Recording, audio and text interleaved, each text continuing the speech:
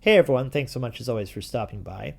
So recently I was invited to review a book which was authored by the preeminent diplomat Ban Ki-moon, who, as you're likely aware, was the former Secretary General of the United Nations. It's entitled Resolved: Uniting Nations in a Divided World. And so here's my solicitation of the work. Let's get right into it.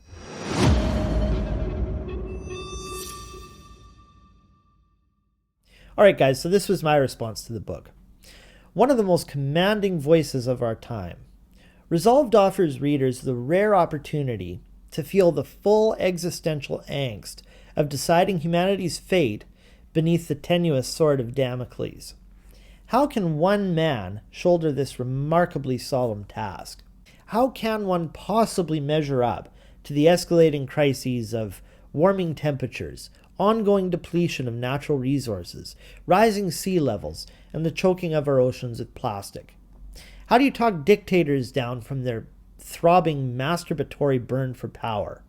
Or in the case of natural disasters like cyclone Nargis and the 2010 earthquake in Haiti, how do you respect state sovereignty, navigate kleptocratic corruption, tend to the needy, and simultaneously protect relief workers, only to be thanklessly accused of importing cholera in a crescendo of opportunism through a class action lawsuit? How do you keep positive pressure on the DPRK and Iran from developing their nuclear capability when an insane, egomaniacal American populist, no names or anything, can spastically walk back decades of negotiation overnight?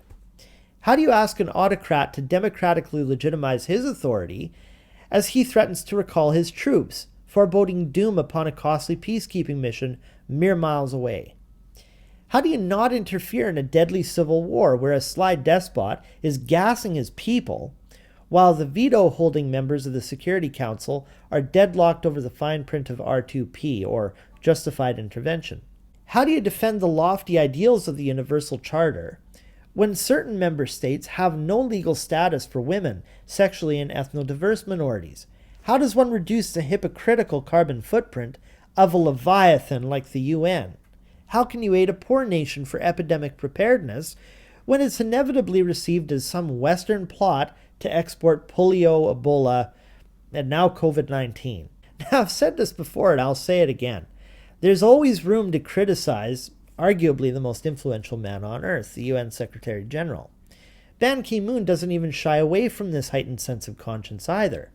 But where the hell would we be if these thoughtful and steady men took a day off? I've frequently wondered myself, why can't the voting American public ever get an executive like Hammarskjöld, Boutros Ghali, Annan, or Ban? These diplomats are far from perfect, yes, but who else is going to advocate for the common interest of man? 5 stars. I salute you, sir. Fucking brilliant. Hey everyone, I hope you liked this video. We put up some incredibly transformative content on this channel. If you want more like the one you just watched, click the suggested video on this screen. Make sure you subscribe, and to connect with me on my other platforms, my handles are linked below in the description, alright? Take care, peeps. Till next time.